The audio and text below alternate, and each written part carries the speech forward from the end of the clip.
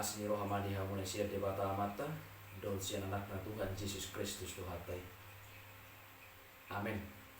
Tapi panghorasan mali kita damang rena shalom hata ni debata di bagasan manugut ni areon nagabi bohal ni parto diota adora sotapuka nasa siudauta tarsurat mai di Roma 12 ayat 10 itu sono mali dovisi.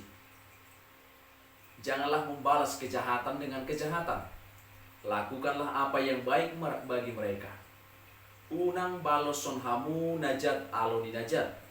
Rikoti hamu manadinggan di juluni halak salbutna di sido yang gosahatna. Saudara-saudara yang terkasih dan yang diberkati oleh Tuhan kita Yesus Kristus. Seorang misionaris melayani Tuhan di tengah-tengah suku primitif di Afrika. Istrinya dibunuh oleh orang-orang di sana dan anak-anaknya dibuang ke sungai sebagai santapan buaya. Sedangkan dirinya dikurung dan menunggu saatnya untuk dijadikan korban persembahan bagi dewa mereka. Syukurlah, karena tiba-tiba terjadi kebakaran yang hebat, orang-orang primitif melarikan diri, sehingga ia merasa ia mempunyai kesempatan untuk meloloskan diri. Sewaktu ia meninggalkan tempat kurungan itu, tiba-tiba ia mendengar suara anak kecil yang menangis di tengah-tengah rumah yang diamuk api. Dengan susah payah, akhirnya dia menyelamatkan anak tersebut. Setelah diperhatikan, barulah diketahui bahwa anak tersebut adalah anak dari kepala suku yang membunuh istri dan anak-anaknya. Saudara yang kekasih, sebenarnya ini merupakan kesempatan baginya untuk membalas dendam dengan membunuh anak tersebut. Tetapi ia tidak berbuat demikian. Sebaliknya ia berdoa kepada Tuhan, "Ya Tuhan, apa yang dapat kukorbankan, sudah kukorbankan. Sekarang aku mau mengorbankan diriku dengan membawa anak ini kepada kepala suku." Dan sekali lagi mengabarkan Injil kepadanya. Mohon Tuhan, Engkau membuka pintu penginjilan kepada orang-orang ini. Biarpun karena itu aku harus mengorbankan nyawa, aku sangat rela. Saudara yang kekasih, setelah ia berdoa dengan memeluk anak itu dan menemui kepala suku, di mana waktu itu kepala suku sedang panik dan istrinya sedang menangis memanggil nama anaknya. Tiba-tiba mereka melihat misionaris yang dibenci itu sedang memeluk anaknya. Dengan penuh kasih, si misionaris itu menyerahkan anak tersebut kepada kedua orang tuanya. Kepala suku itu merasa heran. Dia berpikir, aku mau membunuhnya, tetapi kenapa ia malah menyelamatkan anakku? Ini berarti bukan musuh, melainkan sahabat. Aku akan berbuat baik kepadanya. Sejak saat itu, kepala suku memberikan kebebasan kepada misionaris itu untuk mengabarkan Injil di tengah-tengah bangsanya atau di tengah-tengah orang yang dipimpin oleh suku-suku primitif tersebut. Saudara-saudara yang kekasih dalam nama Tuhan kita Yesus Kristus, firman Tuhan berkata, tetapi aku berkata kepadamu, kasihilah musuhmu dan berdoalah bagi mereka yang menganiaya kamu. Matius 5 ayat 44. Pada umumnya, manusia cenderung untuk membalas kejahatan yang dilakukan kepadanya. Namun, disadari atau tidak disadari, membalas kejahatan dapat berakibat melakukan kejahatan yang serupa. Bahkan, mungkin kejahatan yang lebih besar lagi. Perlu disadari Bapak Ibu, bahwa melawan satu atau membalas kejahatan dengan kejahatan, alih-alih menghentikan kejahatan, justru akan melanggengkan kejahatan. Lalu, bagaimana caranya supaya kita bisa mengalahkan kejahatan? Saya berkali-kali menegaskan bahwa di dalam dunia ini yang sudah jatuh ke dalam dosa, kejahatan, penderitaan, seharusnya itu tidak mengagetkan lagi. Hampir setiap hari kita mengalami dan melakukan atau menyaksikan kejahatan terjadi dalam kehidupan kita. Salah satu pengalaman pahit yang dialami oleh banyak orang adalah diperlakukan secara tidak adil oleh orang lain. Pada saat peristiwa ini terjadi, kita perlu mengingat nasihat Paulus dari nas kita di dalam Alkitab pada hari ini. Pertama, jangan membalas kejahatan dengan kejahatan. Godaan untuk membalas kejahatan dengan kejahatan mungkin ada dalam hati banyak orang. Kedagingan kita mudah untuk memberontak, tak kalah diperlakukan secara tidak adil. Membalas kejahatan dianggap sebagai solusi satu-satunya dan wajar untuk mendapatkan keadilan. Konsep seperti ini bertabrakan dengan ajaran Tuhan. Alkitab mengajarkan umatnya untuk berbuat baik kepada musuh. Bahkan Tuhan Yesus sendiri secara eksplisit mengajak para pengikutnya untuk mengasihi, mendoakan, memberkati musuh-musuh mereka. Dia sendiri bahkan mempraktekkan hal ini di atas kayu salib. Saudara yang kekasih, ajaran ini mendatangkan perasaan yang tidak enak dan murah-murah memang kemainan. Tidak enak, tidak menyenangkan. Bagaimanapun itu, itulah yang dianggap baik di hadapan semua orang. Itulah yang seyogianya dilakukan oleh setiap orang Kristen. Perilaku yang mulia ini dapat menciptakan kedamaian bagi semua orang. Apakah kedamaian pasti terjadi? Belum tentu. Perbuatan baik kepada musuh kadangkala tidak mampu meredakan kemarahan atau menghasilkan perubahan dalam diri orang lain. Perubahan orang lain memang bukan tujuan dari nasihat Paulus. Porsi kita hanyalah mengupayakan kedamaian sebisa mungkin. Respon orang lain tidak seharusnya menentukan tindakan kita. Yang kedua, berbuat baiklah kepada musuh di dalam ayat yang ke-20. Memberi mereka makan dan minum kepada musuh di sini merupakan sebuah ungkapan yang merujuk pada segala macam bentuk kebaikan. Ada banyak hal positif yang bisa dilakukan terhadap musuh. Bukan hanya saja memberikan mereka makan dan minum.